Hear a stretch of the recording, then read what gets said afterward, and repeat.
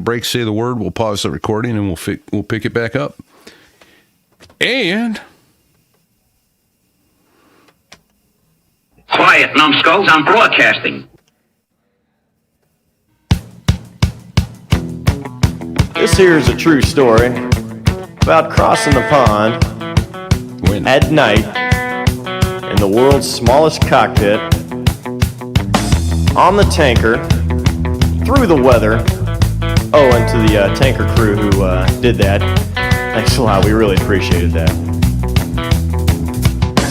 I'm just kidding. No, I'm not.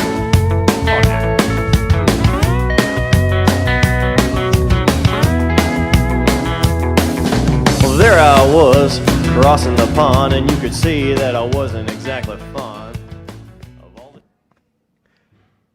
I love that song. I've got. So there I was. So there I was. Do we need to start again? We need to start again. So there I was over the North Atlantic. Yeah, all right. You want me to tell you? So there I was over the North Atlantic. No. Stop. I'm going to start again because I just don't want to edit when I'm done. I'm going to cut the front off and we'll go from there. Sorry, dude. Here we go.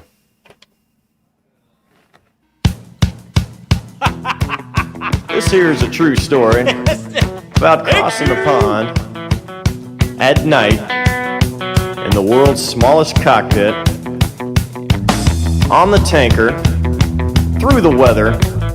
Oh, and to the tanker crew who did that, thanks a lot. We really appreciated that. I'm just kidding. No, I'm not.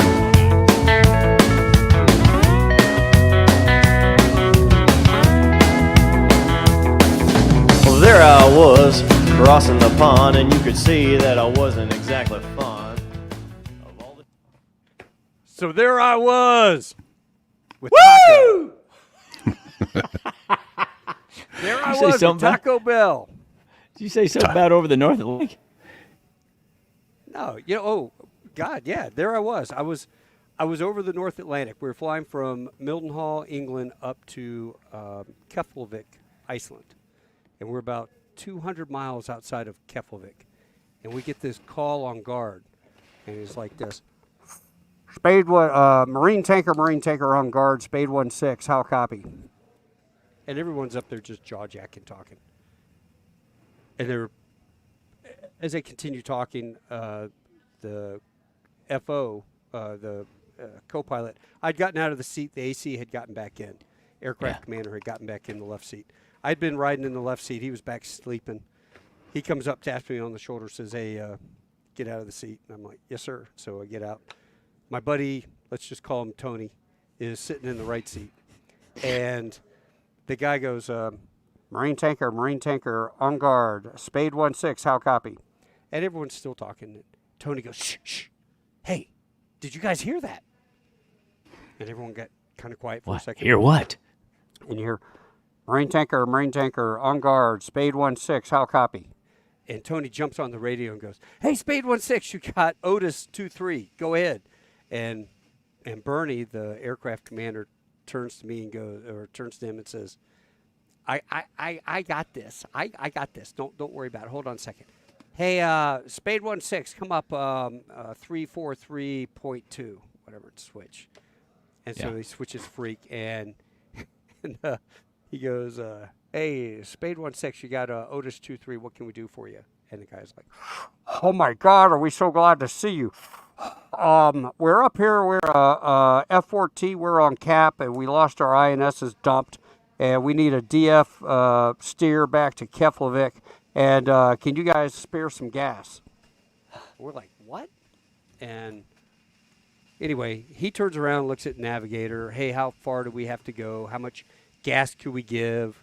And so he comes up with the number, and the engineer, everyone's kind of getting together, doing their stuff. Engineer leans over and he goes, "Hey, sir, I hate to tell you, but the number 2 basket is the helo basket, and the number 1 basket is written up as bad." And he goes, "Well, this is an emergency situation. This guy needs gas, so we'll just give it a try." And he goes, they figured out how much gas we can push, and they call him up and they tell him come up on, left stabilized and The engineer gets to work, and he starts putting the hose out, and the airplane yaws to the left as the single hose comes out. You got that 27-inch diameter basket, 85-foot hose, and it kind of pulls the airplane to the left. Well, I'm sitting there, and I'm a single lieutenant back in the 90s, and I had bought a slim cam VHS recorder, and I had taken the headsets and reversed them as like microphones up into my headset, my Dave Clark's, so I can record the conversations going on, the ICS and the radios. Well, as I'm filming this, I'm really excited. I'm getting like friggin' the news I'm going to be on the news when I sell this thing. Film at 11. Yeah, film at 11, exactly. Right. Tanker saves this Navy F-14 that was out there doing whatever. And so as I'm filming this, and I'm filming Tony's, talking the guy through, hey, call left stabilized, roger. Okay, cleared to plug. And the guy plugs, and the airplane moves a little bit. It was like, okay. Well, I pause for a second, and I go look out the left window by the galley, and I don't see a hose out. And I'm like, what the hell is going on? And I come back, and I'm turn the film back on, and I look at the engineer, and I go, there's no hose. What the hell? And he just looks at me and says, shh. And so I'm like, okay, something's going on. I don't know what it is, but I'm going to continue filming. And I'm in on the joke now. all of a sudden you hear the guy in the back, the Lance Corporal, sitting on the crew seat looking out the paratroop door, and he goes like, hey, sir, this thing's spitting a lot of fuel out of the, they got a bad plug. And the engineer says, hey, sir, I told you that plug's shitty. It was written up. And he goes, yeah. So Bernie gets on there, and he's got this real heavy New England accent, and he's like, hey, Spade 1-6, pull out, and we'll try to readjust the hose and try it again. And so the guy's like, roger that. Well, as he unplugs, he goes, unplugging. All of a sudden, the guy in the back goes, holy shit, sir, it is spewing a ton of gas right down that guy's intake. And then, then you hear the F-14 pilot go, Mayday, we're on fire! We're on fire! Eject! No. And Tony's in the right seat, and his eyes are about this big. Bernie looks to the left, pulls his glasses off, looks out, looks back out, and goes, holy shit, mark this position. And the navigator's doing his stuff, and the loadmaster, hey, get on the radio, call Keflavik on the HF. Tell him that that F-14 just went down, blah, blah, blah, blah, blah. And the guy's like trying to call Ray's Keflavik on the HF. And we're doing a turn. We're starting to turn. Well, there was a cloud deck maybe 1,000, 2,000 feet below us. And he goes, hey, where'd he go? Oh, that F-14 went through the cloud deck, sir. It was like, holy shit. So we spin it around, and you can't see anything. There's no smoke, no jet, nothing. And we're coming around, and we're doing our stuff. And so we start talking about what can we do for these guys. We could throw the rafts out. If we got down low enough over the water, we could open up the ramp and tail and throw the 7-man raft out, because they're over the North Atlantic, and it's cold. There's no way these dudes would last more than 15 minutes, even in the poopy suits.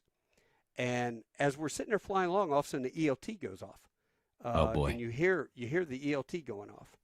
Yeah. And it's like, holy shit! These guys are in the water now. Because it's saltwater activated.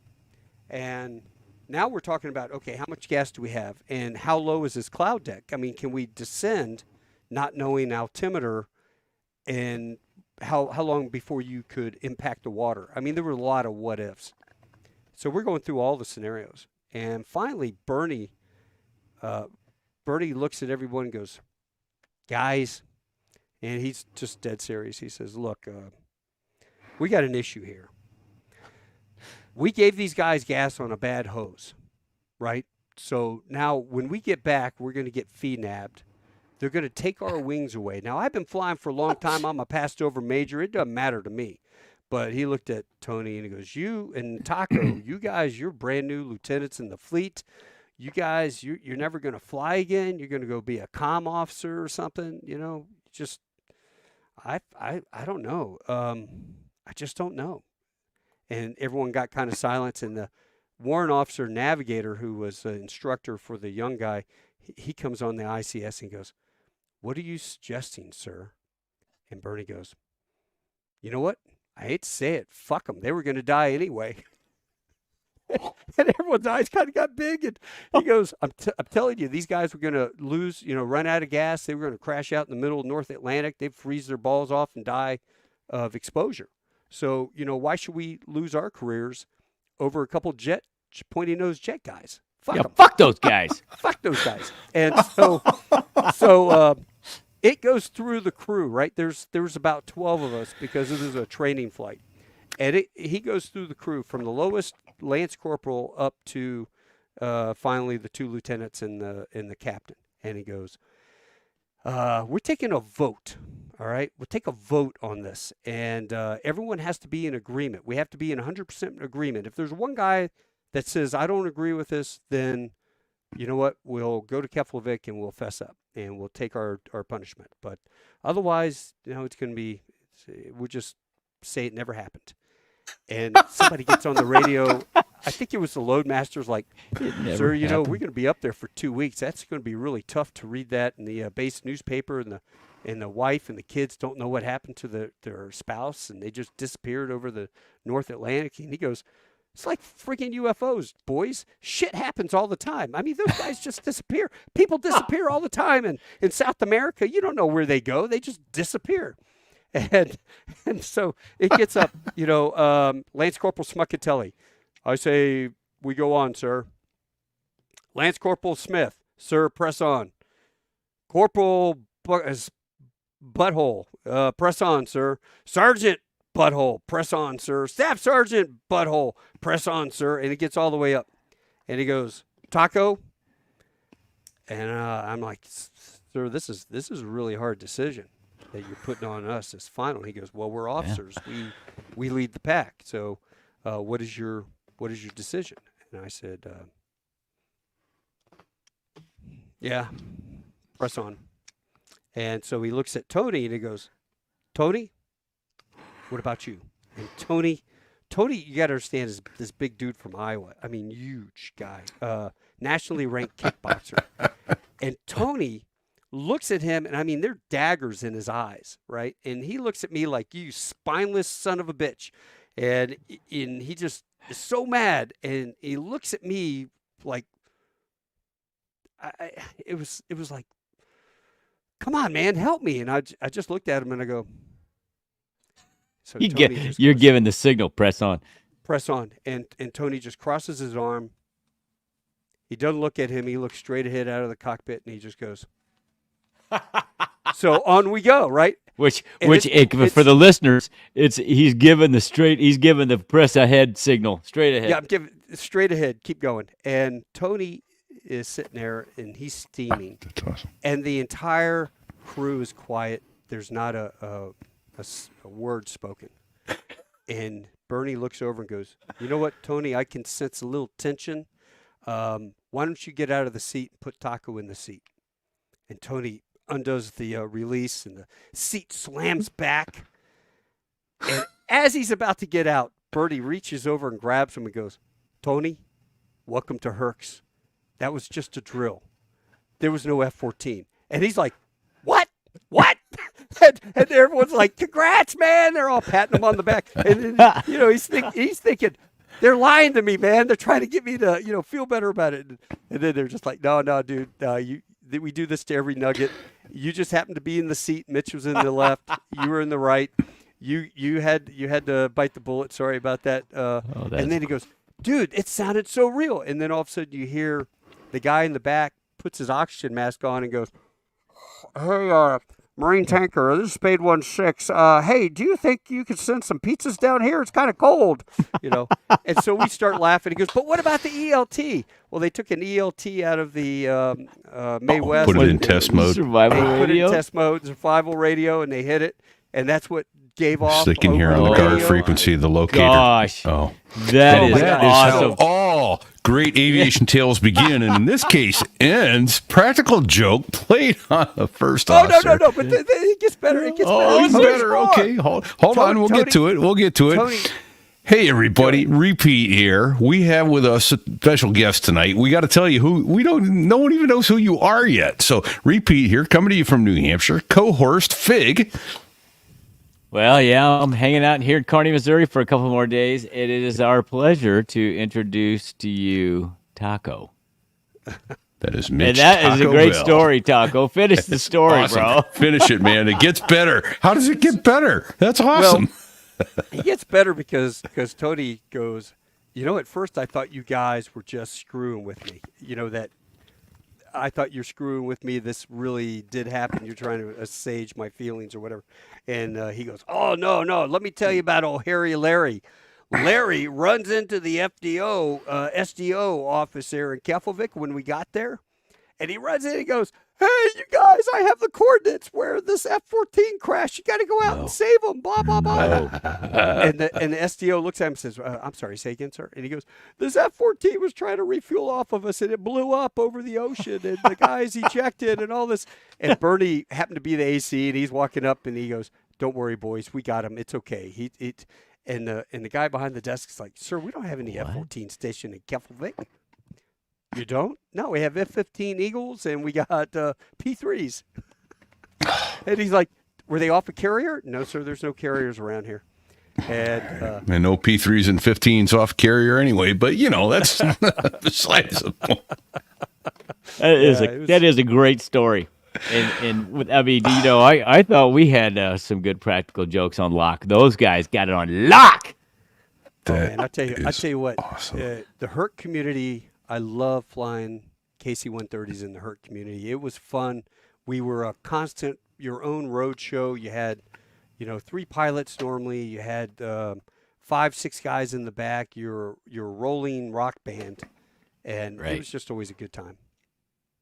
So if you haven't picked up on it, folks, Taco is a Marine Aviator KC-130 pilot, and obviously he has some good stories because that's just right out of the gate. Yeah, boom. Yeah, likes what he do. So, speaking of what you do, how long have you been flying, and how'd you get into it there, Taco? My uncle was an F-14 Rio with the Pukin Dogs, 143 out of Virginia Beach. Okay. So it was my mom's brother, and he was a Rio there, but larger than life. This guy was 6'7". Holy shit! They called him Big Bird. Yeah, he was huge to fit in the back of that shoehorned him in the back of an F-14. But he owned a Cherokee 140, so as a kid he would take me flying, and I just always wanted to be a pilot. So that was it. And then I got my first commercial airline ride in '71, and my aunt was a gate agent for American, so I was on a 7-2 shorty from DCA to Knoxville. And the flight attendant or stewardess back then goes, hey, little boy, you want to go sit in the cockpit? And I'm like, yeah.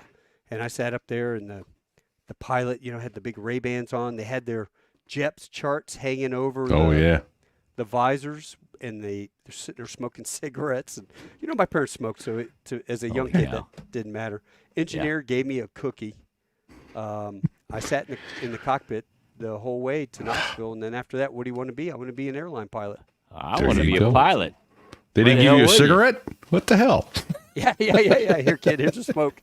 Hey, Johnny, you ever seen a grown man naked? You like gladiator movies? Prison? Yeah, you like gladiator movies, right. Johnny? Yeah. Oh, hey, man. Got the wrong week. Quit sniffing glue. No, so it was always good. But you know what? I don't have it with me. I got a bunch of junk behind me, but I have a 727 panel. Were you guys engineers by chance? I was, but only on the McDonnell Douglas DC-10. Yeah, I never flew a Boeing until 3 years ago. I went to the 777. Oh, if it ain't Boeing, I ain't going. And now I can't he'll spell tell Boeing. you, I can't spell VNAV. he's a much better pilot now that he's flying Boeing aircraft. Yeah, because if you're flying Airbus, takes a good pilot, makes him average, and takes an average pilot, makes him good. Yeah, you got to be on your toes. I'll tell you, it was a hard transition at 59 years old to go from flying McDonnell Douglas airplanes for 32 years to switch over to Boeing. It is a different mindset. It's like, It is. wait, why are you doing it that way? That's stupid. Yeah, I flew the 80, and it was like Yeah. a 57 Chevy. Yeah. I love McDonnell good. Douglas airplanes. But, When you know, I was a brand new engineer on the panel, I used to wear the engineer hat, like a train engineer hat, the black and white. oh, yeah. And so I'd sit in the seat, do my stuff, and I would have the hat on, and kids and people would come on, and some people would get it. Oh, you're the engineer. I'm like, yeah. And then one day this lady comes up from first class, the captain, the FO, they're up getting coffee, and she goes, "Excuse me, can I use the lavatory?" And I looked over, and the cockpit door had rubber band that would go around it, and the lav door was right there. Yeah. If nobody was in the lav, you put the rubber band, because if not, the door would swing shut. The airplane was so bent. Well, I looked down. The lav is obviously empty because of the rubber band holding the door open. So I opened the fuel dump panel, which is on the wall adjacent to the bathroom. And I open it up, and I look in the fuel dump panel. I go like this, and I go, "No, ma'am, it's empty. Go ahead." And so she goes inside the lav, and she's in there for about a minute.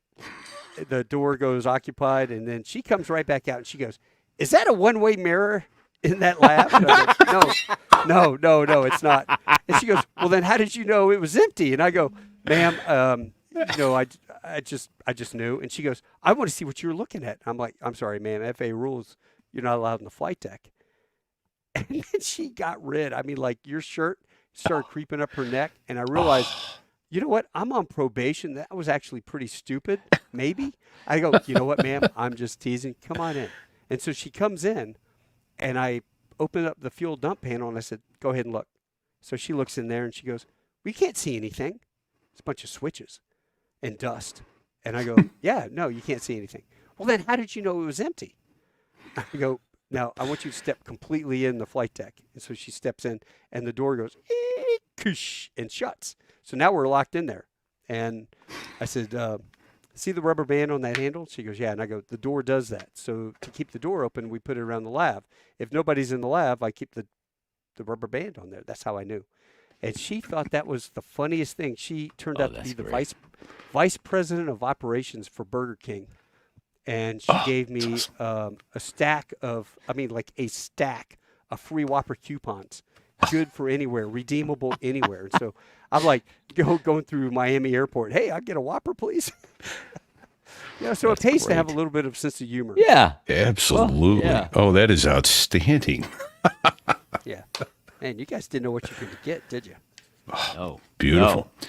So, Taco, this well, is let me great. mention it. Those who want to hear more of these stories, although you tend to bring other folks along and talk about their stories, Taco has a show of his own on YouTube and Facebook, Tall Tales with Taco. And do you do that on Taco Tuesdays? Yeah, I usually do it on Tuesdays. Sometimes you I'll go. tape them. If I'm not available that night, I won't be live. I'll just tape them, and then StreamYard allows you to play it live. Nice. Yeah. But yeah, it started out as a hobby with COVID.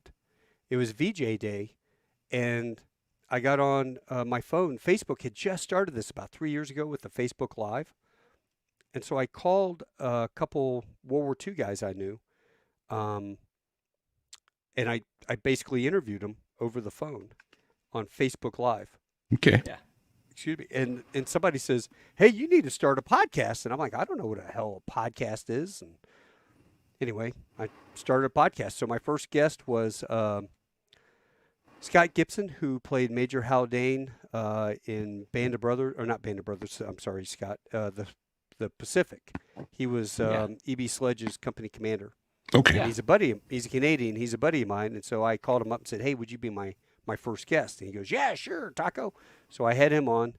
Then I had Dale Dye, who you've seen in all the movies. Yeah. And military advisor, and he has his company. And Dale was my second guest.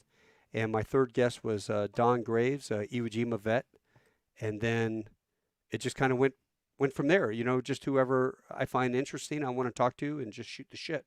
So Yeah, I watched yours with all the guys that actually did the flying in the original Top Gun movie. oh yeah, that is one of Oh, that was a my- great one. Yeah, that was a great show. Yeah, we did. it's crazy. There was a guy over in the UK who has this Top Gun fan club site, and we had gotten a hold of a bunch of these Top Gun guys that were original bros from Top Gun that were in the movie. And then what we did was on May 16th, we did this entire day. It was 6.5 hours of podcasting, 5 shows back to back, and with a 15-minute break in between. That's and brutal. so one thing you learn when you use StreamYard, when you send the invite link, and then you send a link to the show, you have to make sure you specify this is only for you. So what one of the guys did was send it out to God and creation, and all of a sudden down in the bottom I have 400 people trying to get into the green room, trying to get onto the show. It was funny. I'm like, kick out, kick out, kick out, kick out. But no, that was a blast. Talk to all those guys that were in the original shows. As a matter that was of fact, a good show. Oh, the one I watched was good. Actually, it's a couple hours long, I think. It was that. I think that was just an hour and a half. So if you go on Tall Tales with Taco Bell, it's it was about each one was about an hour, hour and a half. I mean, I had Viper, the original, Viper, Admiral Pettigrew, and got Hollywood and Jambo. God, all those guys, all those guys were just phenomenal. And then we did a Top Gun deal out in San Diego for the last 2 years. They all came. So we had this year we had old original 86 pilots. And then we had Ferg Ferguson and all those guys in the new Maverick. So it was really neat to get their input on how they filmed both movies from 86, where there was no CGI. All that stuff was no kidding film. As corny as people can say Top Gun is, the dialogue or whatever. Yeah. Those flying scenes. The aerial photography was off the charts. Off the charts, the best. Yeah. Never been seen, right? Up to that point. Never been. The only time it had been done, I would say, would be the Final Countdown. There's a little bit of that in there. Yep, absolutely. Yep. But not to the degree that it was in Top Gun, obviously. Oh God, no. Clay Lacey, some of the aerial photography, the stuff that they had, the cameras mounted on their Heater Heatley, who. Yep. Yeah, I have his book. Yeah, there you go. I have that book. Dude, all of us our age, we grew up on this diet and Top Gun. I mean, you know what? How many times when you were in college, when that movie came out, all right, in 86, I joined in February of 86. My OSO was Captain David Berger, since retired Commandant Berger. And I joined in February of 86. In May, Top Gun comes out. I see him in September, and he goes, "I tell you what, Bell, you're damn lucky." I'm like, "What's that, sir?" And he goes, "Because after that movie came out, you're sorry ass your 2.8 history major would be a truck driver right now." That's right. He goes, "I'm turning away." Yeah. What's that truck driving school? What's that name of that? Truck Masters? Truck Masters. 1-800 Truck Masters. Yeah, he goes, "Man, I'm turning away 3.8 double E engineering majors from Virginia Tech." And I was like, "Hey, sir, I'd rather good than lucky any day." That's right. Or lucky. We're be lucky than good. That's right. We were you and I are same time zone, Taco, because I signed my contract to go to the PLC program in December of '85. That movie came out in April of '86, and I went to OCS May 16th of '86. And I went in June of '86 to Officer Candidate School. So I was already, I'd already signed, I was already in before the movie came out. And of course, I don't know how it was for you. I saw you were at Camp Upshur guy. I was at Charlie Company there at Mainside. At Mainside, was that Brownfield? Yeah, Mainside. Brownfield. Yeah. Brownfield. I was candidate Top Gun along with the other 50 guys that were PLC air candidate Top Gun, right? Well, candidate Top Gun. Drop down, give me 5,000 push-ups. Yeah. You know what's funny? Before OCS, no place else to go. I got nowhere to go. My mama wants to fly jets, mayonnaise. Before going to boot camp, I don't know about you, but before going to boot camp, you want to watch something. Well, of course, Full Metal Jacket wasn't available for us, No. And I watched the DI. Or as my with wife Jack. called it, heavy metal jacket. Like, no. Full Metal Jacket. It was Officer and Gentleman, and it was the DI with Jack something. Oh yeah, Anyway, those two yeah, from Dragnet. Jack. Those were the only Yeah. two like DI centric movies to watch. To hey, what's boot camp like? Now you can get on YouTube. You can watch the DIs yelling at them and doing all that stuff. Takes all the mystique away out of it. Although Full Metal Jacket was pretty real. Jack Webb. That's what it was. Jack Webb. I saw Jack Webb. Nice Just job, the facts. Pete. Just the facts, Fig. So I saw you had you sent some pictures, and one of them was did you get a ride a backseat ride? We got a C-130 guy here with us who's broken the sound barrier. I know, right? Yeah. How so was that a backseat of an RF4? Yeah, no, it was an Air Force R4D. How No, the hell? not R4D, F4D. Yeah. It was. So how does this work? Well, first of all, the answer is no unless you ask, right? Yeah. And, There's that. and, But back in flight school, it started with that. I was dating the niece of the LSO over at VT-21, a guy named Shattuck Tuck.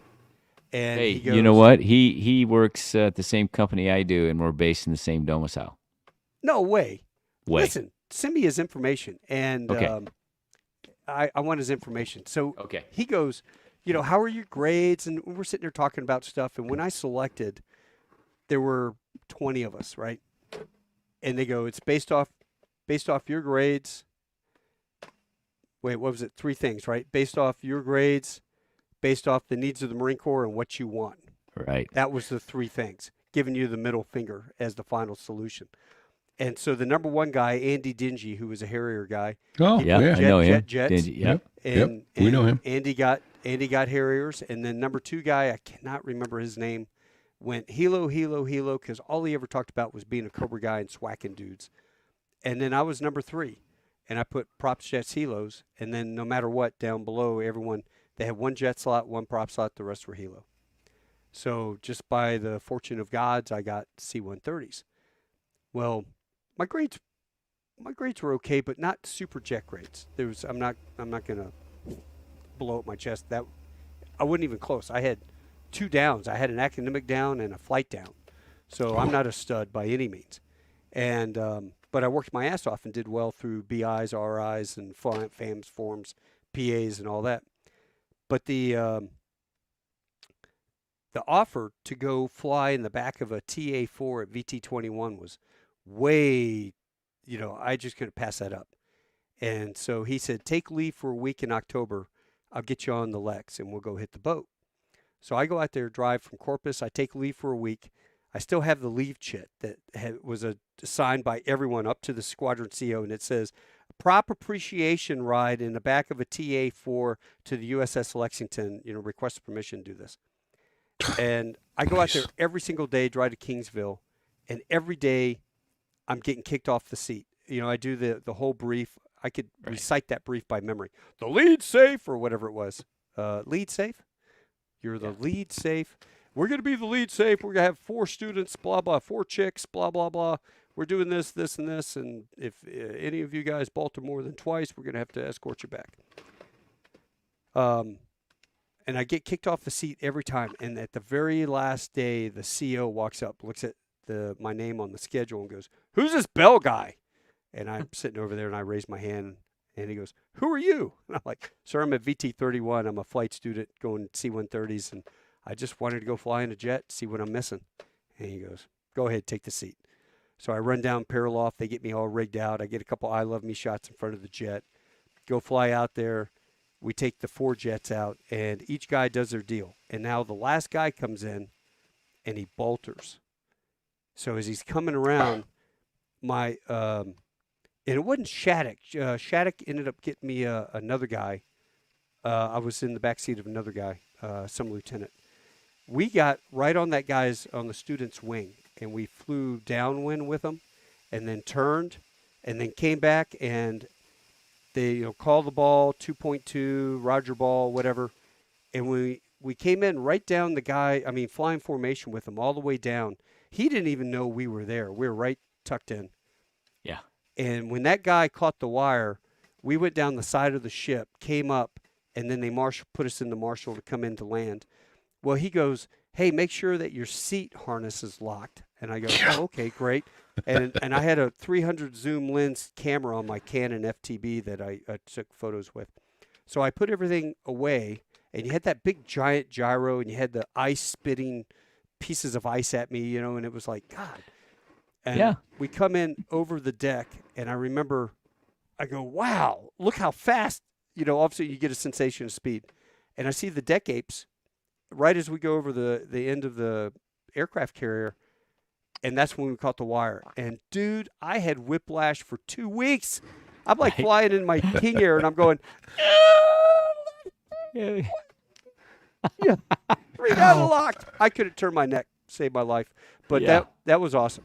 But then fast forward in December of 92, we picked up a mission to go to Hawaii, and nobody wanted to go because it was December, right before, no one wants to go to Hawaii in December. It's terrible there. Well, it was Christmas. But not right before Christmas. Right. Yeah, there's the rub. There was only like maybe 5 single guys out of 30 pilots. So guess which, 3 single dudes were on the airplane flying out there. Me, Paul Gomez, and Harry Larry. And we go out to Honolulu. Well, Larry, I flew the first day on Tuesday. And on Sunday, we did the mission brief with these F4 guys. They were from Tricor Company out of the Mojave Desert. And they had F4s from the Air Force with probes welded to the side of the aircraft. So we, on Tuesday, gave these guys gas at like 25,000 feet.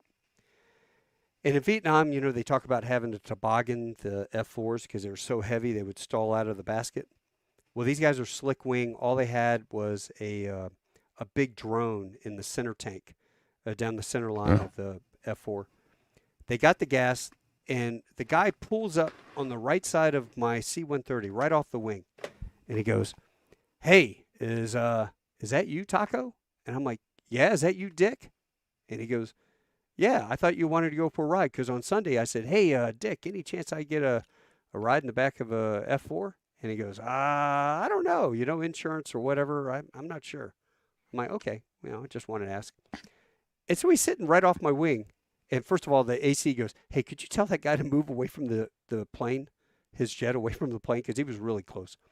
And I said, hey, could you do me a favor and back up? Yeah, there's the F4. And it says experimental up there, if you look. Up under the canopy. I'm playing a picture. I put a picture up for those watching on YouTube and Rumble. Yeah, it's got a big drone in the bottom of it. Okay. Nice. And so I said, yeah, I want to go fly with you. And he says, well, on Thursday, we got 2 empty seats, so you bring another Marine over with you. We'll put you in the back of the F4s. And I'm like, holy shit, that's awesome. Well, of course, Larry, since I flew on Tuesday, Larry had to fly on Thursday. So he was a bit upset. He couldn't go. And I ended up taking Mike Aldridge, one of my Lance Corporals, in the back. No seat training. He had no seat training. I did. I had all my seat quals because I went from Pensacola to Corpus, so you had to get all your seat quals. Yeah, there's a shot I took from the back of the F4. It had pretty good viz for the plug because it was welded and extended up by the pilot. So we're refueling off of the plug means the probe did hit the refueling basket. Yeah, I'm showing that on YouTube now as well. Yeah, so, that's a good picture. It's a 27-inch diameter basket that gets into the airflow and just hangs there. And we were notorious. I hate to admit, and Fig, you guys both probably endured the wrath of a bad hose where it gets to the sine wave. You plug in, you get the sine wave, and if you don't get backed out quick enough, that thing will rip your probe right off, and we come home to Cherry Point or whatever with a probe dragging off of our chute. But that deal, man, that dude, we went up to 50,000 feet, and so we're at 50,000 feet, 2 F4s, opposite headings, and we're doing Mach 1.3, and then they've got a Learjet up flying over us, and he's got all these telemetry cameras and all. They've got crews in there that do their specialized deals. and we launched these 2 drones. The drones go up to 80,000 feet, and then they come down on this Aegis class cruiser. I want to say it was a Shenandoah, and the drones come down at like Mach 8, and they do their defense stuff. So after we shoot, we are both 180s and get the hell out of Dodge, because they're shooting shit up to destroy the drone. Well, as we do the turn, he climbs up to 53,000, and it was really hard to breathe. It was 100% forced oxygen. I just remember it being uncomfortable, very uncomfortable with the trying to talk with the oxygen being shoved in your face. Yep. And I look up, and the sky's no longer blue. It was black. Right. I couldn't see stars or anything. It was just black. And I looked down, and all the big cumulus thunderstorms that were down over the ocean and around the area, they looked really small. And out of the blue, his name was Dick Lawyer. So if you go Google Dick Lawyer Aviator, his obituary will come up. And his obituary is wild. Years later, I found this out. We're sitting there, and he's just, I can see the back of his helmet. And his head is just doing this, right? And it's kind of looking left and right up into the black void. And he's looking straight up. Okay. And I'm thinking, what the hell is this guy doing? You know, his head, he's just looking up here, and we're at 53,000. He, out of the blue, goes, you know, "Hey, Taco, if we lose an engine or something, don't worry about ejecting, because we'll be dead." Wait a minute. What are you talking about? You know, Thanks, I'm in a Dick. C-130 guy. I'd never been above 25,000 feet in my life. And the guy goes, "Yeah, you know, above 50,000 feet, if you lose pressurization, you got to be in the spacesuit or your blood will boil." Yeah, his blood boils. Wait a minute. And I'm going, What? How much Wait, longer what? are you going to be up here? Wait, what? Well, hey, Your blood whoa. boils. And so I pull my gloves off, my flight gloves, and I'm looking at my fingernails trying to remember my physiology crap. Oh, if they turn blue, like you're getting. And I'm like, is this guy crazy or what? And then eventually we come down, and then we go refuel off our tanker. And then the ship says, "Hey, would you guys do a flyby?" And he goes, "Roger that, flyby." And they're like, "Altimeters 3012, hard decks, whitecaps." So roger that. Yes, it is.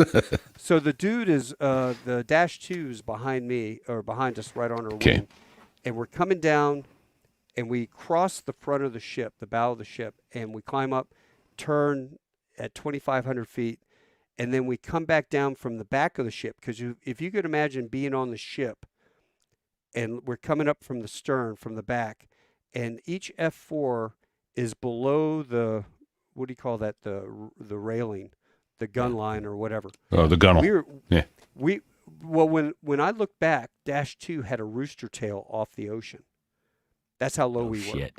No shit. So when we came down the side of the ship, we were right above the ocean, right, and we come up, and he goes midship, he goes 3, 2, 1, burners now, and he does that, and I'm filming with my camera. I have that skinny VHF thing, and all of a sudden it just goes, oh, and I gray out, and the airplane goes vertical, and he starts.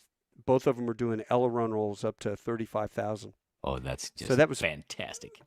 Oh, that was awesome. And then we level out at like 35,000. We're heading back to Barber's Point, and we're going back there, and he lets me fly, and he's like, "Oh, easy, big boy," because you can't feel Mach. You can't feel that you're going faster than the speed of sound, but you get the little gauge. And he goes, "Oh," I'm like, "What, sir?" And he goes, "Look." Well, it turns out this dude was a friggin' secret astronaut. And he, what does that mean? What is that? I saw that in your notes. What does that mean? Yeah.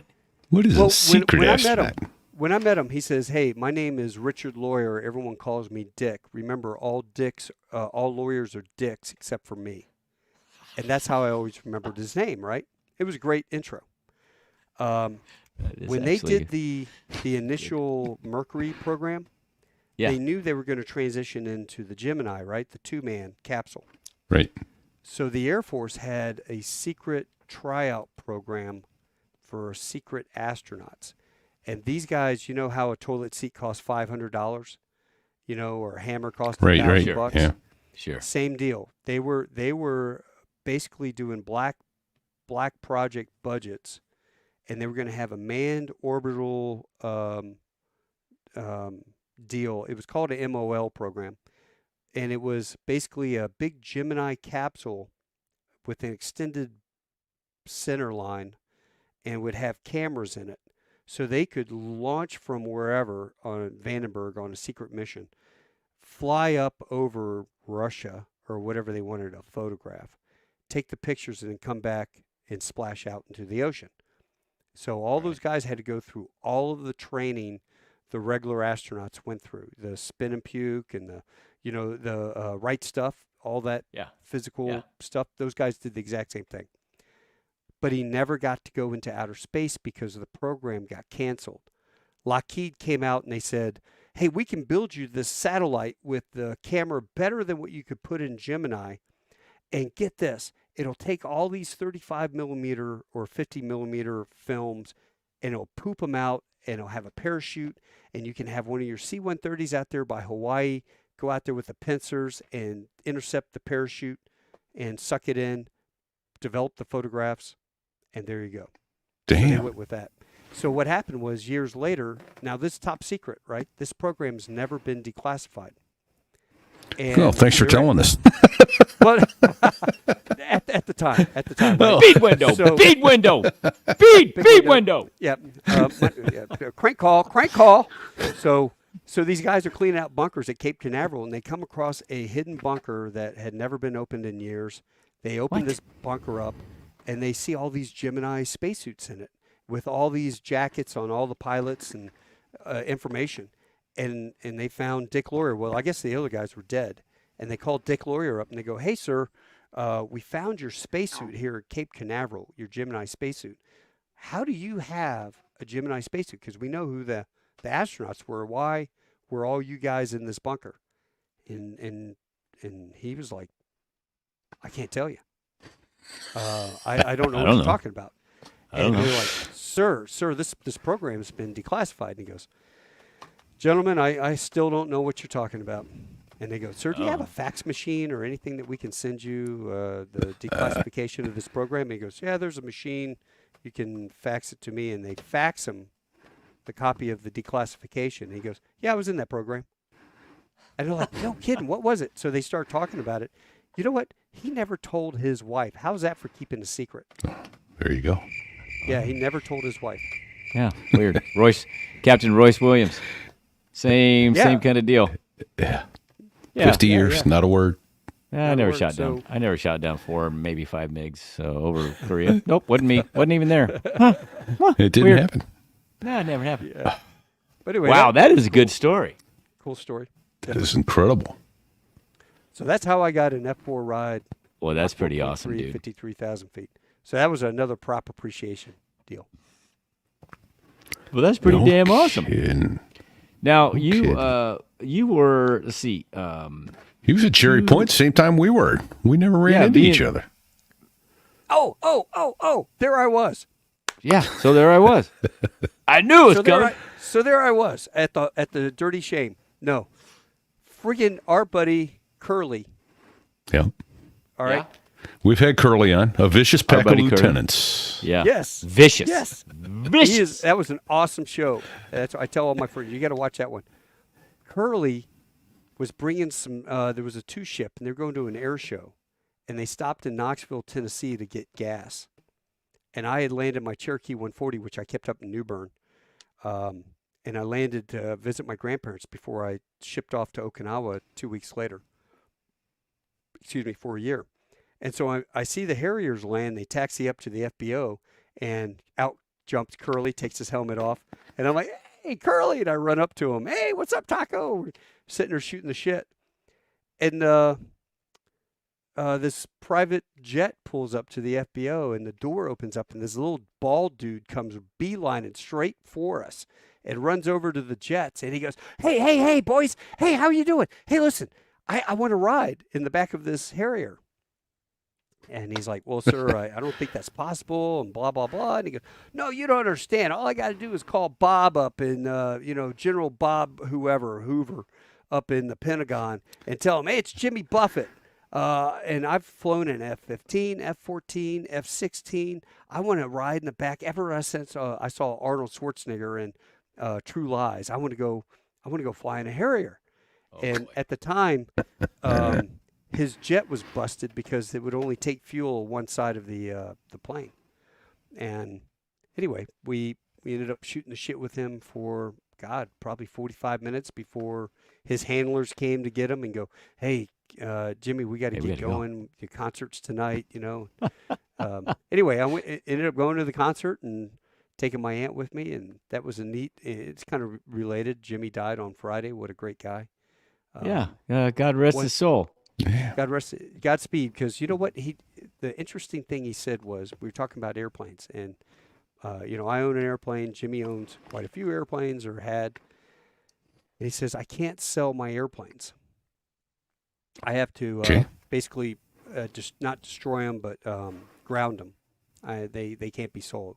My lawyer basically told me that if anybody crashed in my airplane, they would, even though the books were cleared and it was sale, it could be a year later, they'd turn around and sue me and my estate and everything. So he goes, it's not even worth dealing with. So, I put my airplanes in restaurants, and I'd ground them, donate them to people or whatever. So yeah, how about that? Yeah, that was kind of sad. Yeah, he wasn't happy about that. No, jeez. No, who would be? You know what's funny is I sent Curly a message. I go, hey Curly, do you remember this? I remember it was you. We were in Knoxville, and he goes, no, I don't recall that at all. And then I look back in my daytimer, and sure enough, April 7th of 1994, it says TYS with PA 28140, Curly and student breakdown in Knoxville. Curly. So like, Curly was in flying at a 203 as an instructor about that time. Is that right? Yeah. Repeat. Yeah. Yes. That's about that right. Yeah. And TYS is the McGee Tyson Airport identifier. So in Knoxville, Tennessee. It was Knoxville, Tennessee. So, yeah. And Styx is actually on YouTube. He tells us, I'm going to back off to another story ever so briefly, that Richard E. Lawyer's story is on Wikipedia. It's now famous. Yeah. Now it's now more than famous. It is infamous. But yeah. So sorry for that brief diversion. So so Curly in McGee Tyson. Oh, that's awesome. That's a great. So you went to Okinawa in '94? Yeah, '94. Man, I was over there when all the Did boys you miss showed Sheik? up from Yuma. Was Sheik there? Sheik was at Cherry Point. He'd come from Okinawa to Cherry Point. Okay, because he was in Okinawa when we Westpacked in '92, and I didn't know when he came back. Yeah, Sheik showed up at Cherry Point around '93. Okay, he's the greatest guy in the world. Sheik and I were Denise. Yeah, Denise. He married way up. Oh yeah, well he way above his pay grade. Yeah. No, we were TBS classmates, and we were buddies going through school. And oh, no kid, man. That's awesome. Yeah, Sheik is a frigging phenomenal dude, American. Yeah, so when I was over there, the Westpac guys, it was Mongo, Sugar, Tumor, there was a bunch of Yuma guys had shown up. I can't remember if that was 311 or 214. Okay. Now, it might have been, I think it was 311 guys. Okay. But I don't know. You don't know Kane or Sugar or? Maybe. Not me. Yeah, sorry. I don't know. Yeah, Hey, sorry. I don't remember what I did last week. Yeah. I don't know what I did last week, Taco. I took those boys. We did a lot of hash runs. We'd go out there and go run hash runs around Okinawa, drink a bunch of beers, and sing Irish songs afterwards. Nice. Oh, it was a blast. I loved the year over there. We used to go digging for dead Japs.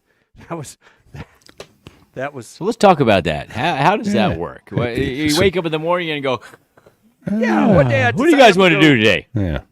Dig dead Japs. No. There was this guy, Major Fitzgerald.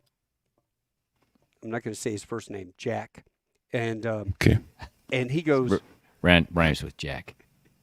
Rhymes with jack off.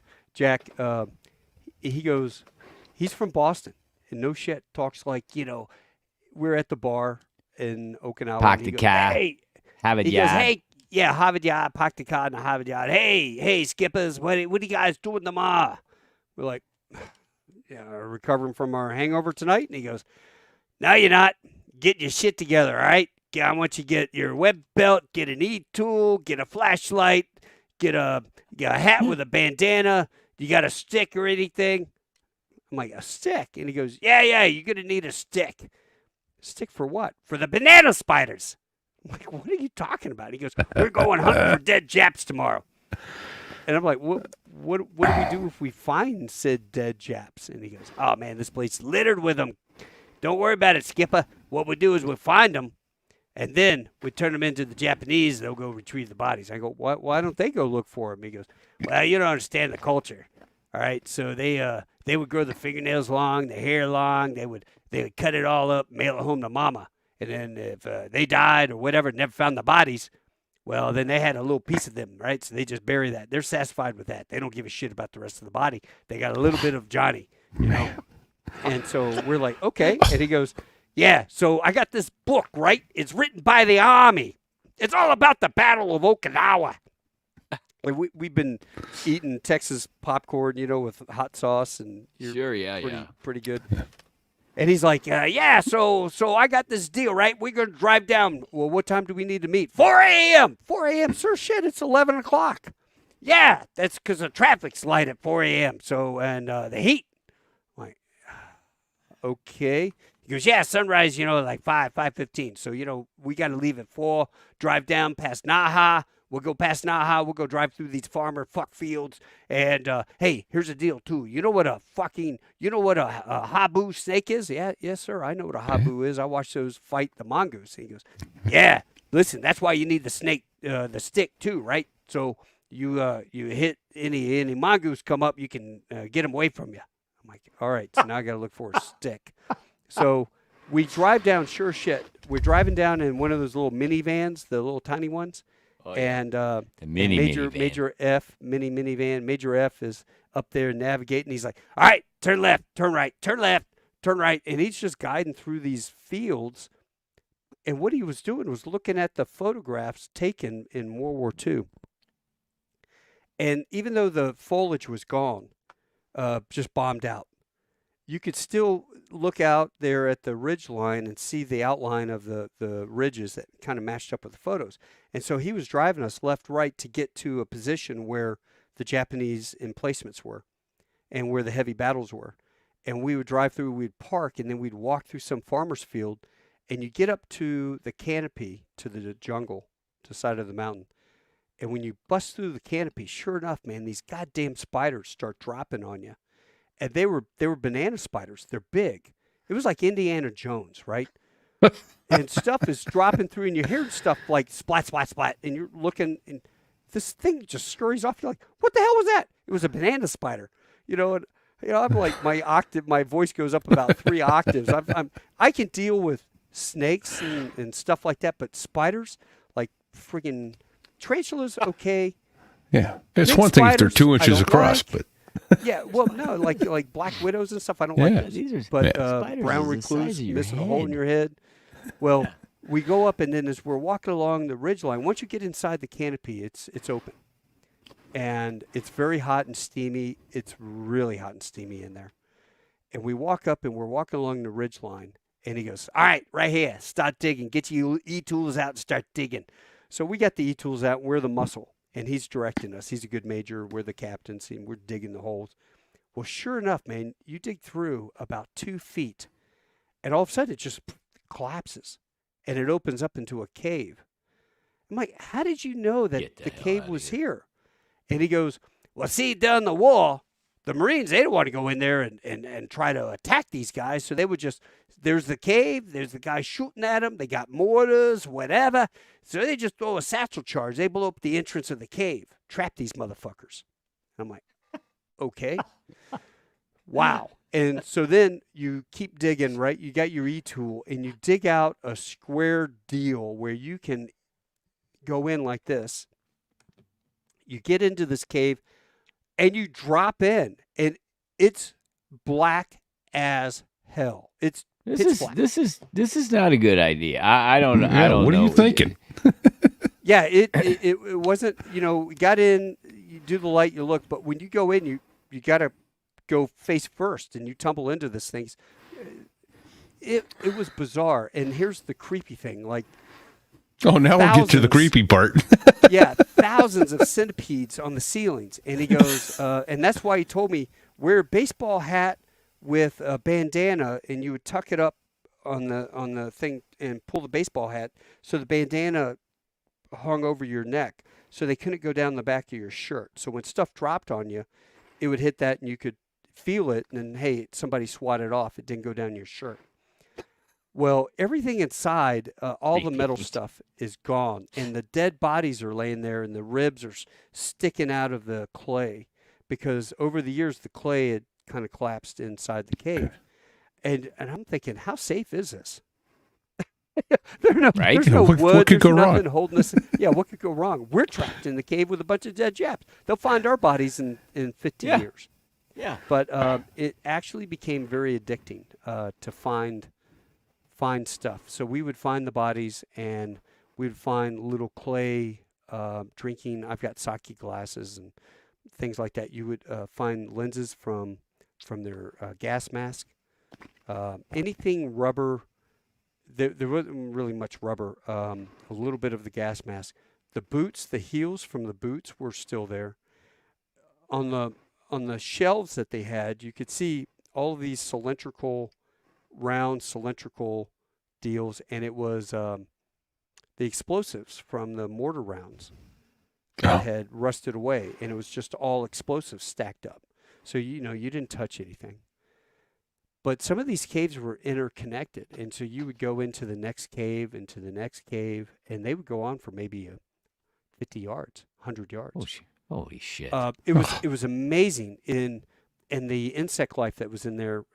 How stuff would survive, because there's nothing to eat, and I don't know what centipedes eat. Right. But you didn't want to bump your head on the ceiling.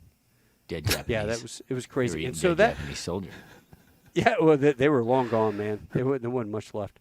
But Okinawa was one side of the battle in terms of nothing being there. And then when I went to Iwo Jima for the 50th anniversary, we were going through the caves down there in Iwo Jima, and the caves in Iwo Jima, man, if they were 110 degrees, they had to be 110, 115 degrees. Wait. I missed something here. Wait. Did I just go through a wormhole? Did you say you were in Iwo Jima for the 50th anniversary? Yeah. How does that happen? Okay, well, explain. Nobody gets to do that, Taco. So how'd that work out? It was my very last flight with Ron Franklin. Do you know him? He's over at United. I don't think so. It was my last flight in the squadron, and we flew from Okinawa to Iwo Jima, and we brought all the generators and light systems, and we were hauling a bunch of crap out there. And the 50th anniversary happened. All these, they were United, or no, Continental, Micronesia Continental 727. Coming out of Guam, yeah. Out of Guam came, and they had like 5 of them, and they landed. And they brought all the survivors. Well, I had enough forethought to go to the intel weenies, and I go, hey, man, do you got a map of Iwo Jima? Like a big map? And they're like, yeah. Hey, could you pull that map out? Could you laminate it for me? And they're like, for what? And I go, tactical study. I would appreciate it. And they're like, oh, okay. So they laminate this map, and I rolled it up and took it with me. Well, on the day of the visit, so we prepped for 2 weeks, and we stayed. They have like BOQs there, very sparse. You bring your own food, and we, of course, C-130 guys brought big coolers full of steaks and beer, and everybody else was kind of like, hey, man, can we hang out with you all? Yeah, sure, come on. Everybody brought their MREs, except you guys brought that whole They had kitchen MREs, sink. and we had steaks, and they're like sitting around the edge of the fire trying to get scraps of the steak, but for 2 weeks we're out there, and so I got, I'm like Mr. Caver guy, and everyone's doing this stuff, and I'm diving through caves. I found a P-51, the wreckage of a P-51. And I still kick myself to this day for not, I got a picture of me lifting this thing up, but it was ways away, and I'd have to haul this piece of aluminum siding with the stars and bars on it. But how cool would that be to have on my man on the wall? A piece of a P-51 from Iwo Jima. But was it in a cave? Oh, no. That was just on land. That was just on land. Oh, okay. Okay. But no, when you're walking around Iwo Jima, you would go into caves, and the caves go forever. They run from one end of the island to the other if you get into them. And it was kind of like Goldilocks leaving a little trail. We would leave little markers and things like that as you were walking through the caves. And it was, like I said, about 110 degrees. So they discovered a medical cave with 30 dead Japanese in it, and they had written letters to their families. They knew they were going to die, and they were all on their cots, dead, and they're mummified because the heat from those caves just sucked all the moisture out, and they're just all mummified. Wow. I won't say that I came home with a canteen or with a 1,000-stitch belt, but someone did. And very interesting time to be on Iwo Jima. But the difference between Iwo Jima and Okinawa, because of the moisture, the constant rain, everything metal is corroded, rusted away, and just nothing. Iwo Jima, even though it's in the middle of the ocean, so you figure the salt air would affect stuff. Yeah. Down inside the cave, because of the extreme dry heat, everything's perfectly preserved. Wow. I mean, it was an amazing deal. And so if I show you this, you can see that on the wall there. The map? Yeah. Okay. Yeah, that map. So he's for our listeners, he's got a map of Iwo Jima. Yeah, that map of Iwo Jima was signed by all of the returning vets who had attended the 50th anniversary. Nice. And so I've got two Medal of Honor recipients on there, Barney Barnum and Woody Williams. I just got just a bunch of people. And they were like, hey, man, can I put down where I was wounded? And I'm like, nah, just, if you could start right here, the organized line. What were they saying? Like, Ow, my ass! Shot in my ass right here on this spot. Here on the island. I thought you meant show you where I was wounded. Yeah, no, they just started right down, right, left columns, and I told my wife, I go, look, man, when I die, don't sell my crap for $1 at a garage sale, because that map is one of a kind. Give it to the National Museum up in Quantico, because I guarantee you, needs to go to the Marine Corps. Needs to go to the Marine Corps Museum. No. Yeah, I mean, they don't have anything like that. Taco, you should just take it there, for crying out loud. Yeah, just right? take it there. Yeah, but before your house burns down, brings back memories. yeah, that's true. My house, man, I got so much crap. But all the sand from Iwo Jima, I put sand in these little jars and give them out to buddies and stuff. But that Iwo Jima was that was a cool deal. One of the highlights of my career. That's a hallowed island. Yeah, that's a rarity. That's a rare thing, and that's you are so blessed to be able to get to do that. That's awesome, man.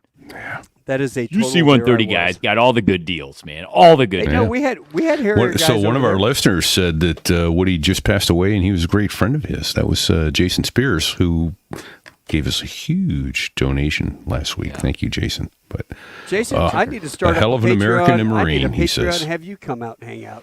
Yeah. I got to start that up, man. You guys are good. We're blessed. Woody, when you talk about a Medal of Honor recipient, right? And people are like, "Oh, Medal of Honor winner." I'm like, "No, they're recipients." Yeah. 16 years ago, I know I did it for 16 years. So 2005, I started working with an organization called Skyball. It was American Airlines and Fort Worth Air Power Council. And it was a very small organization raising funds for our vets. So kind of a neat deal. And as I got into it, my forte was taking care of all of the Medal of Honor recipients. And I remember the first year I did it, we had 3. And when I finished, we would have 32 living recipients attend Skyball. And so I became friends with a lot of these folks. And it's a real pleasure and honor to say that, I can pick up the phone and call somebody and go, hey, Woody, would you come on my podcast type thing. Unfortunately, Woody, of course, passed probably about two years ago, I think. But no, like I was just up in Oshkosh with General Brady, who was Medal of Honor Vietnam helicopter dust-off pilot, and Sam Dixie Davis, Dixie and Sammy Davis. Okay. Oh yeah, I met Sammy Davis about 2 years ago here in New Hampshire. Did you? Yeah. Sammy and Dixie are awesome.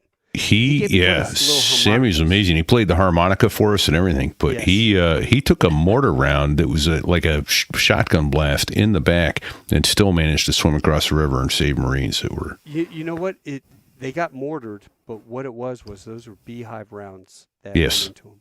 Yeah. His own men shot him because they thought they were dead, and the NVA were overrunning his position, so they fired a beehive round at his position, and he happened to be laying there, and he got caught with a couple of those. But Sammy, just a phenomenal guy. Kyle Carpenter, I had Kyle last year, and the air boss, who's a Marine, goes, Kyle, man, it's such an honor to meet you. Is there anything I can do for you? And if you guys don't know Kyle is, gosh, oh, shucks, thanks, sir. Yeah. Gosh, I really appreciate it. He's the most humble, the greatest guy in the world. Yeah. And I looked at the air boss. I go, time out, air boss.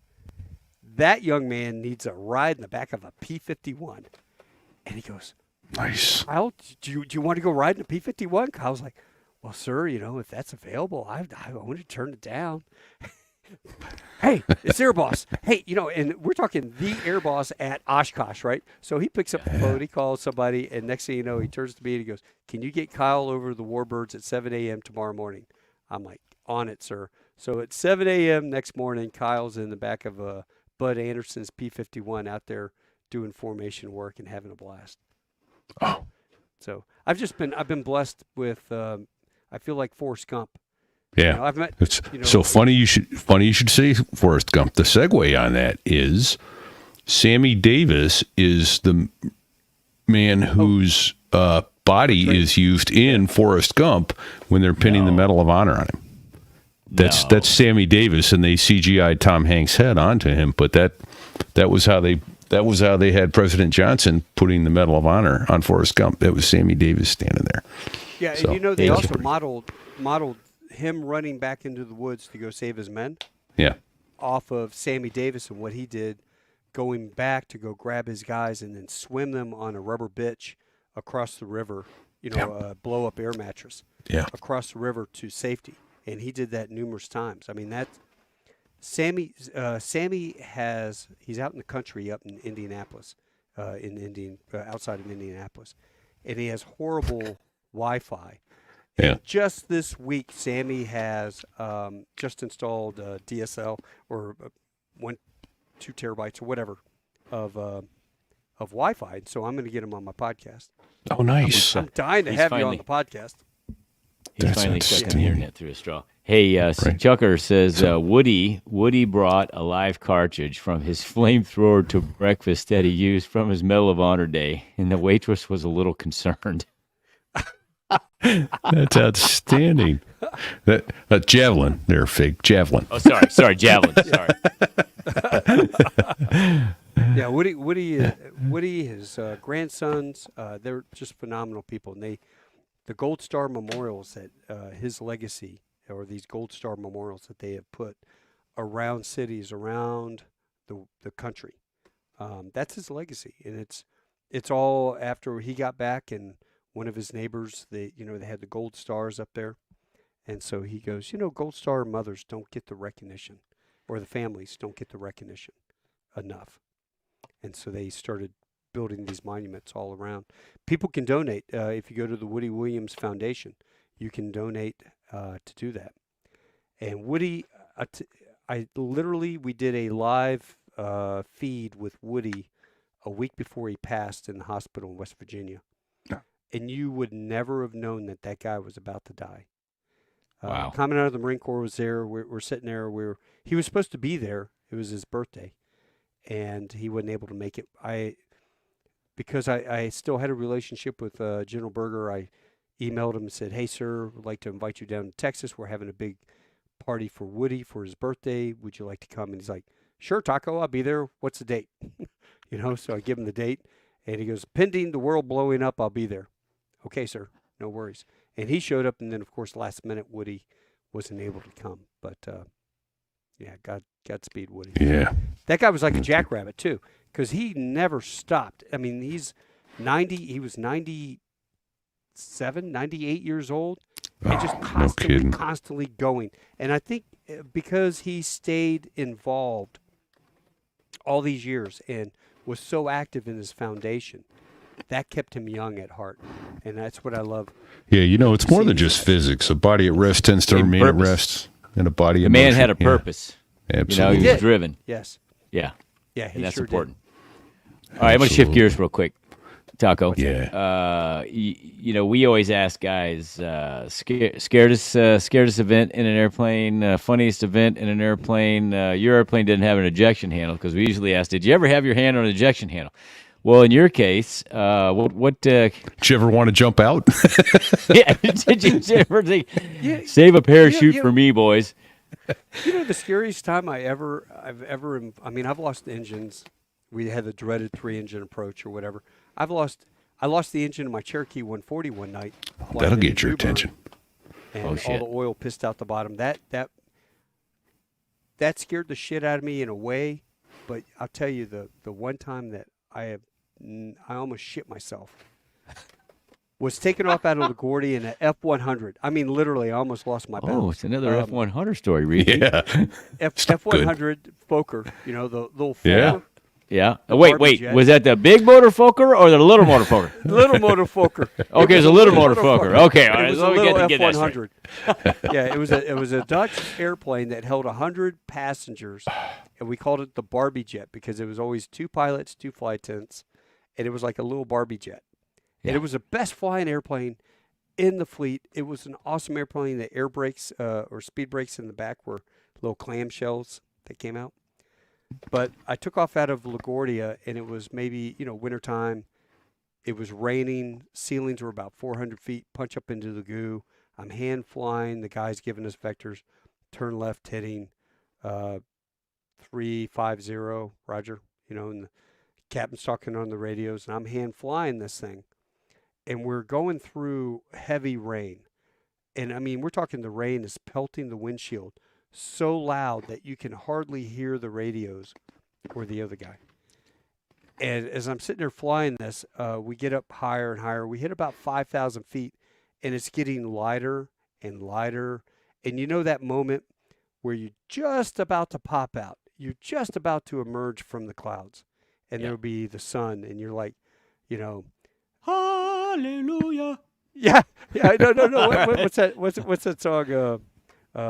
I can see clearly now. Oh, there you go. The clouds have gone. Yeah.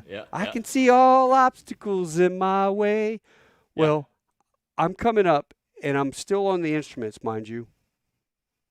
I'm looking down. It's getting lighter. I can perceive it's getting lighter. And all of a sudden, I pop out, and we pop out of the clouds. And it's just a layer of clouds in front of us, solid ocean of clouds, and we pop out, and directly in front of me is a fucking giant object as big as the airplane. What? This multicolored object is directly in front of me, and my first reaction, and I put my hand up and I push the yoke, and bam, we hit this thing, and the captain's screaming next to me, and he goes, like that, because dudes, you pop out of the clouds, and there's this friggin' object as wide as the cockpit of a F-100 of a commercial airliner. It was a clump of frigging balloons. This up. No. Imagine a big clump of balloons that had gotten away from a street vendor, and it went up through the clouds, through the rain, and it was just sitting there, hanging there, right as we bust out of the clouds. We hit this clump of balloons, which, by the way, we ingested a few, I'm sure. And and it just went everywhere, right? And the controller gives us a left turn, and we turn, and there's just balloons everywhere, all over the sky. And I look at the captain. He looks at me, and I go, "Oh my God, I think I shit myself." And he goes, "I think I need to go back and change my underwear too. I thought we were dead," because you don't expect to see that, you know. And then he gets on the radio and goes, "Hey, LaGuardia departure. Listen, there is a frigging bunch of frigging balloons," and he was using frigging, I'm sure. Yeah. Out there, and we just ran through them. Big giant clump of balloons that were tied together, and they are now loose. So please tell everyone behind us, don't freak out when you bust out, because they are there. And so when people ask me, what's the scariest moment you ever had? Well, there's a UFO we almost collided with, but no, it was a frigging clump of balloons that scared me the most. Oh, that's terrifying. I mean, I've lost Holy engines smokes. and stuff, but to bust out, you know, boop, boop, boop, boop, boop, and you bust out, and all of a sudden it's right there. Yeah, that scared the living crap out of me. I've never been that scared in my life. Oh, You man. don't Yeah. expect to see No that. time to move. No time to No, maneuver. and then ding, ding, ding, ding, ding, ding. Yeah. Oh, what was that? Because I pushed the yoke forward, you know, in negative G, and kind of launched the flight attendant in the back in her straps. That's two possible show titles there. Or a bunch of friggin' balloons. Yeah. There That's I a good was, story. man. But that's a good story, dude. That's the scariest time I've ever had flying in an airplane. Well, I mean, I lost a motor in the Cherokee, and I stayed high. And I remember, do I declare emergency or not? What kind of paperwork do I have to file? And then I was thinking, if this thing seizes on me, I'm over eastern North Carolina. It's nothing but Weyerhaeuser trees. I'm going to crash in the top of these trees. I just pray that Civil Air Patrol kid comes out there with his little ELT finder and finds my body before the coyotes get me. And anyway, the engine's like boom, boom, boom, boom, boom, and then just stops, and the blade stops. You know, they always say, nothing makes a pilot sweat more when the big fan stops in the front. Yes. And I'm like, okay. And I got the lights, and I'm talking to Cherry Point Approach, and then I switch over to the flight service station, and my voice is about 5 octaves higher, I'm sure. This is at night, right? This is at night? At night. Oh, this is the worst shit. part, Fig. I'm a brand new pilot, right? I just got my wings. I've got 250 hours maybe, and I bought this Cherokee 140 going, yeah, I'm a pilot. I'm going to buy this airplane. So I can't even read that. Said, have you completed the SPAR AD 40? No, have you completed the SPAR AD? Or have you got the airplane still? I sold the airplane in 99 to a guy, and I told him, I go, look, this airplane's been great. It's got a brand new motor. The only thing you can do to screw yourself in this airplane is to overload it, because it's got 4 seats. 4 seats doesn't mean you can put 4 people in it. Yeah, now, I got a Grumman Tiger that's like that. You could do that. Actually, I could load my entire family in the Grumman Tiger and make it all the way from Skyhaven to Peace. It's about 12 miles. You just can't carry any people. No. Yeah, light load. Well, this guy I sold it to crashed it out of Whiteman Air Force Base. I told him, I said, don't overload this friggin' airplane. You, your girlfriend, hope she's 110 pounds, and a bag, and light load the tabs on a hot day. And what's he do? He puts 3 big dudes in the airplane. You can look it up, November 4435 Juliet. And he took off on a grass strip in the afternoon and crashed into the trees and destroyed the airplane. They all survived, but destroyed it. Oh, thank God. Yeah, and then I bought a 1929 Fleet, so I used that money to buy a Fleet. Okay. I had an old biplane, which was a time machine, right? Yeah. Biplanes. Have you guys ever flown in a biplane? Yeah. Yeah. It's a time machine. Yes. You're listening to the same wind through the flying wires as the guys did back in the 20s and the 30s.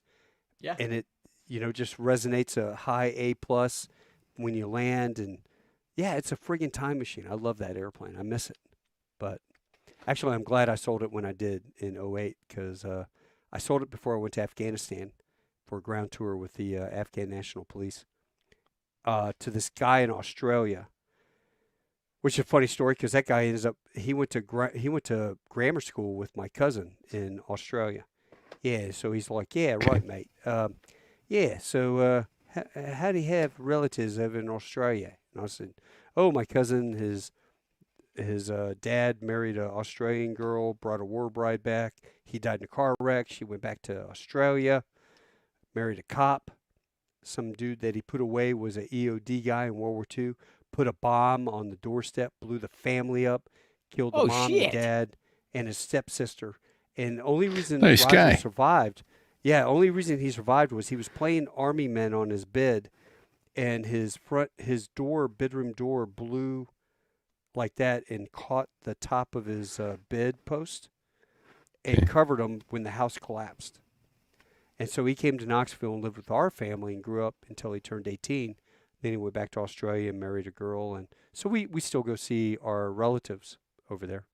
And anyway, this guy went to grade school with Roger, and he goes, you know what, mate, if you're like Roger McCampbell's cousin, I'll just go ahead and wire you the money. Do you have your routing number, mate? I'm like, wait a minute, you haven't even seen the airplane. He goes, yeah, don't worry about it. Like, if you're Roger's cousin, yeah, I'll buy you airplane started on scene, mate. I'm like, all right. So he bought the airplane, right? Shipped it over, came over right before I flew to Afghanistan. It's one of those like 24-degree February days in Dallas. I'm in my bear suit. I fly over, put this guy in the airplane. He's in the front seat. I got to piss. I'm like, you just sit on the brakes, because it took me an hour and a half to fly around the Class B airspace. I said, just sit on the brakes. I'll be back. I run in, take a pee, come back. We take off, do 3 full stops. And he owned a Tiger Moth, so I knew he was a tail wheel guy. And we take off, we go fly around, and we come back and land. And I told him the problem with the fleet was the gear, as it comes down, there's an oleo, or there's like an O in the strut, and the other strut goes through it. So when you take off, the wheels can't, like this. And then when you land, one will come out first, then the other one. So if you're on asphalt, it feels like you're going off the runway. And if you're on grass, it's not really noticeable. But we're on an asphalt runway. So I told him, I said, it's kind of ice skating with the rudder pedals, because you don't have a lot of aileron authority. And I said, when we touch down, just little gentle pushes on the aileron or on the rudder. Well, the guy, man, he felt it going off, and he frigging hit the aileron and the rudder to try to get it back over. And, of course, the right wingtip hits the runway, and then he overcorrects and goes left wingtip. Well, the next thing that happens is the airplane flips over upside down or does a ground loop. But what happened was it happened too fast for me. I was in the back seat to do anything. It went right wingtip, left wingtip. And as he dug the left wingtip in, the airplane spun and did a 180 on the runway. I flipped and switched the mag switches off. So as the airplane stopped, instead of going forward now and the blade hitting the pavement, the blade literally just stopped. And we stopped, and we got out, and I looked, and he'd skinned the wings. And I said, you know, mate, if you didn't like my airplane, I was going to give you the money back. But I got to tell you right now, you bought my fucking airplane, mate. And he's like, yeah, no worries, mate. Yeah, I got to take the wings off, right? Ship it back. So I'll just fix the wings up, and poof, off we go. Actually, I don't think I said it. I said you bought my airplane. I don't think I used the F word. Sorry about that. And he is a great pilot, and it just is muscle memory. You know, when you're flying an airplane and you feel it doing something, your muscle memory is to do a counter correction. You're not used to it. And sure. To his credit, you know, it could have been a lot worse. But no, he fixed the airplane up. He's flying it down in Australia. He's winning all the awards for the best looking 1929 Fleet 2 biplane in Australia, cool. Mate. Yeah. How about that, mate?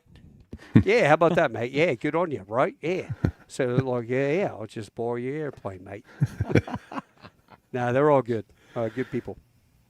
Oh, what else you want to talk about? What else can I bullshit for I mean, we've been going for an hour and 40 minutes. Yeah. I don't know, else can I Repeat. tell you? What do you think? I don't know. Well, let's see. I know he's had a long day. Hitting the balloons, that was terrifying. Oh man, let's see. All That right, balloon so thing was, I got to swear to God, was the scariest thing I've ever had. so Sounds you benign. kind of alluded to this. Flying the KC-130, you got knuckleheads like us coming up to refuel, and every once in a while somebody leaves, rips their probe off, or rips your basket off. Either rips their probe off or takes your hose. So what can you tell us about that? I mean, what has happened to you? Yeah, it's I've you come guys back- are I've sitting come back ducks to if you get hit. So You know what? C-130s were always like your home base. You know, they say you're home base, but I sat there once with a buddy of mine. I had my little daytimer, week at a glance. I've been doing that. I have 30 years worth of week at a glance in my closet. I could tell you what I did, and I used to drive my roommates crazy because they would do the phone bill and they go, "Oh, this crazy phone call for 30 minutes must have been Taco." And I'm like, "No, it wasn't. I was in Rota, Spain, bitch. That ain't my phone call," because I could look it up and go, "I was in Rota, Spain that week." So and that really worked out. Yeah, that worked out. That worked out really well when I had my my ex-girlfriend. I've got a love child out there, and we had to go to court and stuff, and she claimed all this stuff, and I go, "No, we did not date for 8 months, and I did not leave you at 8.5 months before the child was born. I can show you in my daytimer where we only dated for 2 months. And that was it. You were crazy, psycho. I broke up with you." And then 2 years, 3 years later, I get an email going, "Oh, by the way, I want child support." So that was kind of crazy. But what was I talking about? No. Well, I can say this: some of the most spectacular flying I've ever personally witnessed was done by that man behind a KC-130. I saw a octaflugeron around the basket, and What? and yes, I don't know how. I don't know. I just don't wasn't know. me. No one saw me. You can't prove a thing. At one point, I thought, "Oh shit, this is going to go bad," because it's like the hose was half wrapped around the probe, and he went, and the basket was behind him, and somehow he unwound it, and in the process of unwinding that thing, did an octaflugeron around it, so he totally fell out completely unscathed, and then stabilized and went boop, put it right back in, and I'm sitting up there, in the high cover watching, going, "What the fuck just happened?" Yeah, you know what? We were all at Cherry Point. I was there 91 to 94. Yeah. So we were all there at the same time, right? Yeah. Yep. Yeah, I was there 81 to 95 or 90 to 95. Yeah. I left in 94, 93, went to 93. Okinawa. Yeah. I was actually there in Hawks before that too. So I got there in August of 85 and left in April of 95. Yeah. And then flight school for 2 years in the middle of that. But yeah, I was there a long time. I was going to say a name, but maybe I should do it off air. Yeah. Give me after. Yeah, I'll hit you up. No one after, cares. Hawk guy. None of the listeners care. We'll catch it up. Okay. The shame. Have you guys been back to Cherry Point? It's All gone. these years? It's all gone. Yeah. Well, so we had our anniversary, April of 22, the 50th anniversary. Well, actually the 51st year, because. But anyway, yeah, it's all gone. Everything's different. It's I cried a little. Yeah. On the inside. Yeah, it was a shame, man. Dirty Shame was a blast. I read a book. I don't have the guy's book with me handy, but so that was our O Club. There were two O Clubs at Cherry Point. The one was the main officers club, and then the Dirty Shame was in the transient BOQ, Bachelor Officer Quarters. Your hotel, if you were staying the night, bring an airplane in, need a place to stay. That's where you went and stayed. And there was a bar there on the second deck at the transient BOQ, referred to as the Dirty Shame, and that's where the wild stuff happened. Yeah, that's where you went at happy hour on Friday. That was happy hour on Friday night. It was at the Dirty Shame. You didn't go to the O Club. So, No, that's the where O the- Club was only for lunch, and you were required to be a O Club member. right. Yeah. I remember. Dirty Shame was Friday night, and the Harrier dudes were on one end. The A6 guys were over in the back, over here. KC-130 Nasties were over here. Oh, yeah, Dirty Shame was, that was a good time. It was the shit. I mean, Yeah, you know, and that's you know, what we did. You know what's fun? When I came back from Iraq in 2005 to Cherry Point, we flew in on United. We stayed at the BOQ. It was still open, and I took my wife for a walk. We went down to the O Club. Actually, we went Yeah. out the BOQ, and there was these concrete stairs that took you down to the river, to the Neuse River. And we were Yep. walking along the river. I actually lived in the apartment on the end of that building, the BOQ, right by those concrete steps. We had the end unit. Do you know what's funny? Do you see this? That's This- where it went. It was cocaine. No. These are all, can you see that? Yeah. Okay, he's holding up a triangle. Looks like arrowheads or something almost. Yeah, but, no, they're prehistoric shark's teeth. Nice. And what nobody knows is that these things are laying that whole area of the Neuse River was a breeding ground for sharks back in the day, right? Millions of years ago. These are all sharks. Look how big that damn thing is. Yeah, that thing's These giant. are all shark's tooth. Yep. Shark's teeth from Cherry Point that Yeah. we were walking along the beach, and I just happened to have them in my drawer, man. They're There you go. Trivial Pursuit. they're all old teeth. Okay, now one more piece of trivia. Who remembers the bartender's name at the Dirty Shame? Debbie. Oh, nice try. No, It was No, Connie. she's a It Filipino was girl. Connie. Filipino girl. No, that was her. That was the other one. There were two of them, but Connie was the main one and the manager. And I only know that because my wife and Kathy Miakovich was her best friend. Connie was Kathy's older sister. So, You know, I got one story. oh boy, here we go. I walk into the bathroom to go take a piss, and General, what's his name, comes over here to the right of me. The chief of staff is over to the left of me. And I'm sitting there pissing, and I look over to the right, and it's the general. And I look over to the left, oh, fuck, it's a colonel. It's the chief of staff. And I'm pissing. I'm in the middle stall, and they're on left to right. And the friggin' colonel rips this big, giant, wet fart. No, Keep the talking, general, Colonel. We'll find you. Yeah, the general rips this big ass fart, and the chief of staff has got his head up against the wall, and he's pissing, and the general goes, "Hey, Bob, it's your wife. Telephone, it's your wife. She's got bad breath." And so I start laughing, and they're like, Oh, "Hey, God. Lieutenant, what's so funny?" I'm like, "Nothing, sir. I'm done." Nothing, sir. No. Oh I boy. had a funny thought. Yeah, I had a thought. Man, I hadn't thought about that in Oh, years. how the mighty have fallen. Oh, geez. Well, Yeah. there go the honey, ratings. Got bad breath. Yeah, there goes your sponsors. Your sponsors. Oh man! Thank God no Thanks, sponsors Taco. this week. Yeah. Thanks a lot, Taco Bell. dude. You some bitch. Oh You man! get no sponsors this week, my friend. Indeed. Well, you know what? Indeed. Thanks a lot, Taco. And Taco, thanks a lot. Thank you for your service. Thanks for joining us. Yeah, We man. really Thanks for your appreciate it. service, Taco. It's Yeah, you guys are worth it, right? You guys are worth it. And the pointy nose guys protected us.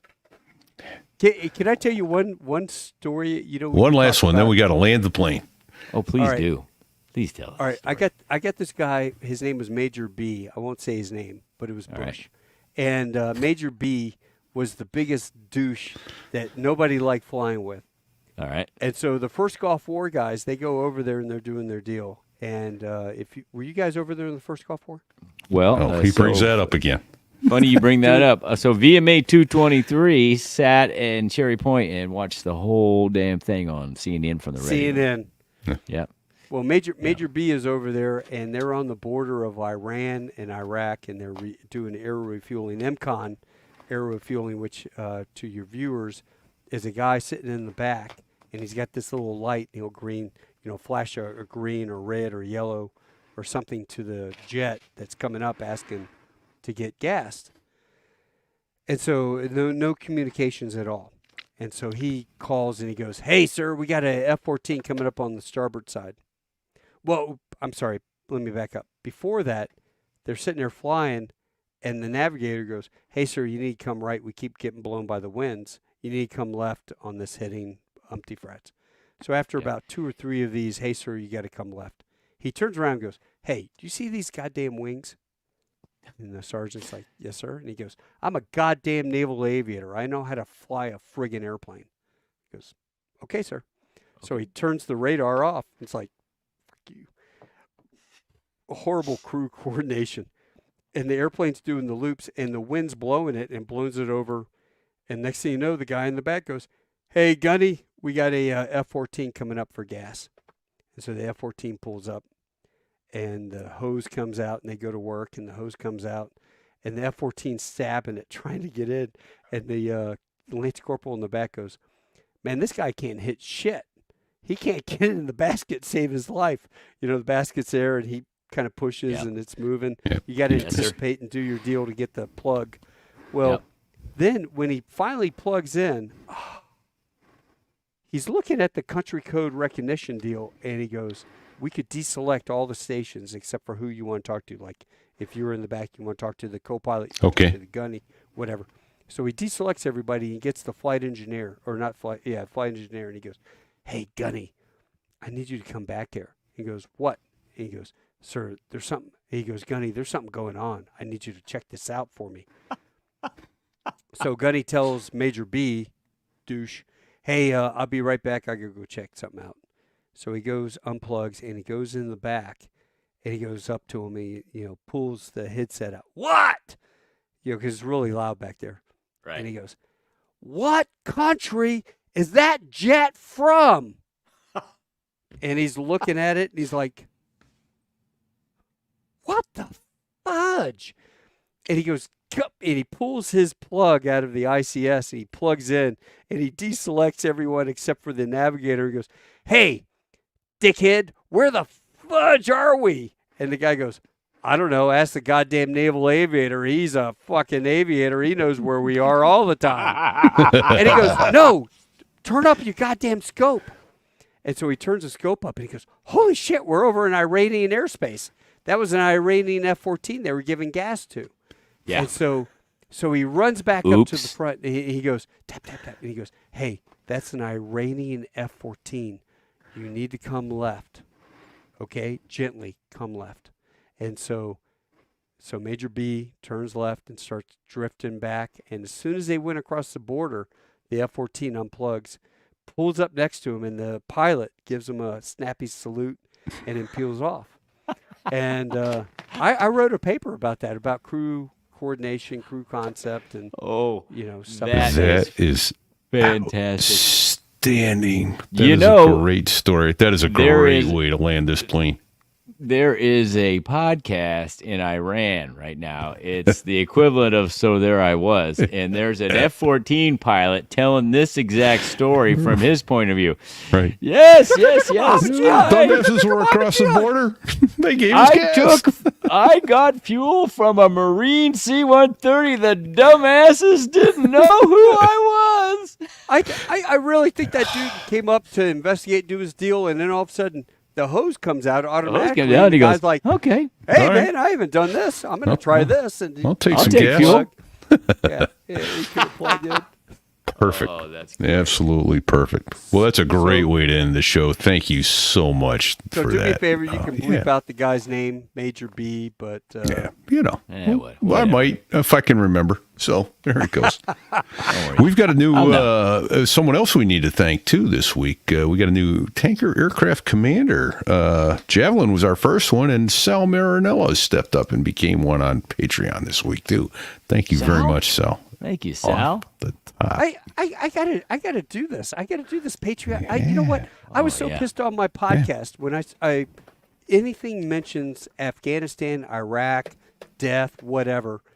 They would say limited monetization. So I was like, screw you, because they were still running ads on my shows. I'm like, screw you guys. All my things are no commercials. I'm like, screw those guys, man. You could do it. You could do it. Yeah. I'm going to do this. I'm going to Tall Tales with Taco Bell, usually on Tuesdays. I was thinking about doing a show with Medal of Honor recipients' wives. Ooh, that's a good show. not? That's a Yeah. good show. What do you think about that? I think it'd be You know, awesome. behind the medal, the wives. We never talk about the wives. Anyway, I know you got to wrap it up, Right? but Yeah. But Thank you, no. Taco. Indeed. Thank you, awesome. indeed. I could talk to you for another 5 And we're days. going to have you back to talk some more. well, Absolutely. listen, you guys have been awesome to me. Thank you so much. I'm going to tell everybody to come tune into this because There I Was is one of my favorite podcasts. Oh, thank you. Send us Ours some guys too. that have No, good just kidding. stories, bro. Send us some guys that have good stories. Yeah. We like hearing stories. That's what this is about. Oh, dude, Thank you I'll for get sharing hooked your up- stories. I'll get you hooked up with Huggy. There you Okay. go. YouTube Sounds good. pilot. All That's right. the Well, let's funniest figure that mofo out you've ever after. met. Let us wrap up here, and Okay. we'll figure out who we can get on. We also need to thank the folks over at Backbeat Media who get us our advertising. Dave Hamilton is the host of the Mac Geek Gab, the Gig Gab for musicians, and the Business Brain. So thank you, Dave. We appreciate all your help over there. Thank you, Dave. Brad Silcott lets us use some of his photos. I don't have one up behind me right now, but I've used some throughout the show and on our website over at bdsaviationphotography.com. Thank you very much. Much appreciated. Fig, if someone wants some of the cool merch, like, say, I don't know, like a drinking glass or a hat or a bikini, where might one go? Well, you could go to sotheriwas.us/merch. And you could wear a bikini bottom like I'm wearing right now that you just can't see. TMI. Yeah, we got a lot of good stuff there. Repeat's wearing a cool shirt. I got a hat. He was drinking out of a tumbler earlier. When you held it up, it was translucent, so it disappeared. Yeah, I'm trying to do it right in front of my There it is. face. There Oh, we go. there it is. There we go. Nice. Yeah. Then if you heard a term you don't understand, look up for the answers to what it might be on sotheriwas.us/glossary. You can email us if the term isn't there. How would they get a hold of us via email? Well, you can reach out to Fig at sotheriwas.us, repeat at sotheriwas.us. If you really want to talk to the smart guy, it's Sticks at sotheriwas.us. Absolutely. He's been a How do you huge help. spell He's sticks? with an S. STIKX. I'm thinking Sticks, the STICKX. band, Sticks, what? STIX. There you go. No, it's There you go. STICKS. That's it. Oh, okay. Hey, send us your photos of where you're listening to the show. We've got a few. We're going to get them up on Facebook, on the Facebook page, facebook.com/sotheriwas.us. We'll get some photos up there. Come join the page there. Tell us a story. We had a guy who was at a squadron that brought the Blue Angels jets in, the very first F-18s, Blue Angels F-18s. They got them from his squadron, painted them blue, and brought them there. That story's up on our Facebook page. And then a couple other people we need to thank, Fig. And of course, it didn't come up. Here we go. Let's try again. There. Well, that is the music of the two Air Force F-16 pilots that made the Air Force sound good. That is the Dos Gringos. Both of them. Dos Gringos. Listen to them. Awesome music. Awesome music. It is indeed. And they've come on the show with us. Got to have them back. They let us use their music. Thank you, gents. We much appreciate that. In the meantime, what else can we say? Don't let any Iranians tank off of your airplane. Watch out for the damn F-14s, man. That's There you go. Don't And sit until on the next week, ejection handle. stay safe and check 6.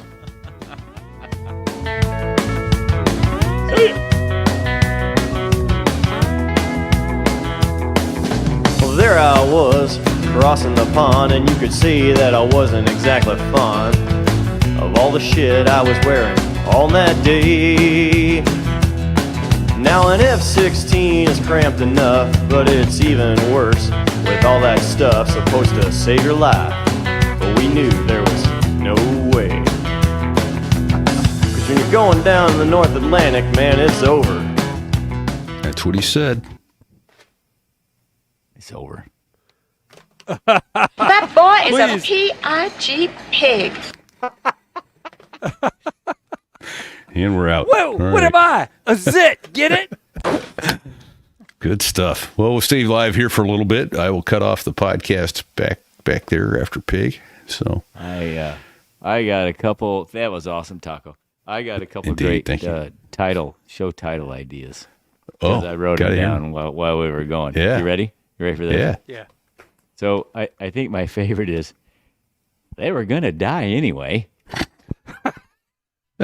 That was a great start. You know, that's a fucking true story. I got that on videotape.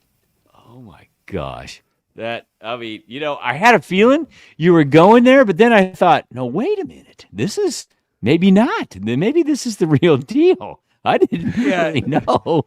Yeah, But it when was, when you said, hey, isn't there supposed to be a hose out? And the flight engineer was like, hold on, please. It's like, I'm in on the joke what now. Bernie did was kick the rudder. Bernie, because you're so used to when the hose goes out, you feel that drag. right. Well, You're Bernie talking- had kicked the rudder, and the airplane yawed a little bit, so it made you feel like the hose came out. Well, then I go over and look out the window. I don't see the hose because you can see the pod, and I don't see the hose. And I'm like, wait a minute, what gives? And and then that's when I realized something was up. And then as the conversation went forward, and I realized what they were doing, then that's when I looked at I tell you this right now. If you watch this video, if I played this video, you guys would be like, those dudes deserve an Oscar. Oh, right. Because everything on that video was so realistic. And here's the best part I didn't even tell you guys. We went through the whole what if, and it was great training. What if? When we got up probably about 100 miles, 75 miles outside of Keflavik, approach says, hey, Otis, whatever, 21, turn left. We need you to intercept this airplane. What's the matter? Well, he's about to have his engine explode, and we need you to go follow him into the drink. And it was one of those little suicide jockeys flying an airplane over the ocean.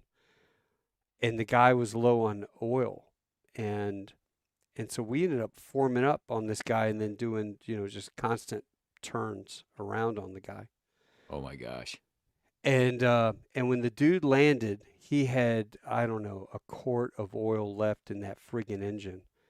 And he was so happy to see us. He gave every single one of us a big hug. He had, it was a suicide mission, right? They had like a life vest. They had a 2-man, 3-man inflatable little dinghy inside the cockpit. Yeah. But you were he was in a Lance. He was like in a Cherokee He's not gonna Lance. he's not gonna get that damn raft out of there. Yeah, how are you going to get that door open on the side, get the raft out, and the water exposure suit that he's in, the poopy suit, and be able to get out? The airplane hits and kind of. He'd never done the Dilbert Dunker. No. Yeah, so we you're ended right. up It was following that suicide guy mission. in. Yeah, it was. But I tell you that if you guys have never been up there, take your wife, go up to Keflavik in probably September. Oh, okay. July, August, September. The snow really starts coming like the end of September, October, Yeah. and maybe August. And go up there, and I would lay there on a blanket, and I would just sit back and watch the northern lights dance across the sky. It was the most magnificent thing I've ever seen in my life. Yeah, That's pretty. that awesome. is awesome. People first always time. ask, yeah. I was gonna say the first time I really saw Northern Lights like I'd never seen them before. I don't know if I told this on the show or not, but we're coming across the North Atlantic, and I think it was probably my first or second time in the right seat, unsupervised, of the MD-11 after IOE, and beautiful Northern Lights. Like, holy crap! Captain's in the back on his rest period, and the relief pilot's in the captain's seat. Like, that's amazing. So we turn off every light in the cockpit, turn down all the instruments on the glare shield or on the panel, Sitting there watching the Northern Lights for 10 minutes. All right, time to get back to work. Reach down, turn all the lights back on, and the instruments are blank. They don't come back on. Oh, shit. So we're like, oh, shit. We're over the middle of the North Atlantic in December, and we've got no flight instruments, And now my heart's going thump, thump, thump, thump. I'm like, oh, God, I'm going to go tell the captain, we've got all we've got are the McDo's to put the information in and hope that the computer follows it, but we don't know where we are. We got that little peanut gyro. And then they started fading back in. It's like, oh, yeah, they're CRTs. They take a while to warm up after you turn them off. They weren't LED. Because the first thing the captain's going to say is, so let me get this straight. You guys just sit here not touching anything, and the instruments just all went blank?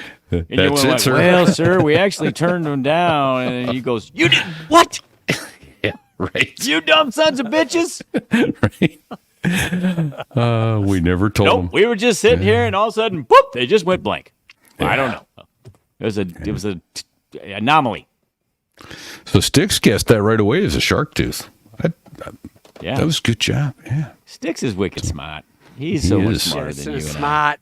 Hey, he how do you remembers like shit too. How do you like fruit? How do you like them apples? Yeah. Yeah, no, I want to go back. I want to go back to Cherry Point, and I'm going to take my son because he sees that little baggie up here. Come up and do something. He'll go through my desk. There's that bag of shark's teeth that my wife had collected that day, just walking along the Take shoreline. them, man. And we there. ended up at the O Club, and if the O Club was closed, I want to go back there and go do that and grab. Yeah, we used to run from the queue down on the beach, run from the queue down to the O Club and back, right along the river. Yeah. So. Yeah, that was pretty cool. Yeah, anyway, well, dudes, I hate to cut you short, but I know I got to do the same thing. It's after 11 here on the East Coast. Fig, do you have time tomorrow to talk about? Let me do this. Let me before we do admin stuff. Good night, everybody on YouTube, Facebook, and Rumble. We're going to cut it off here. Thank you so much for being with us. We can't tell you how much we appreciate it. Stay safe and check 6. See ya, guys. Thank you, man. Hoorah.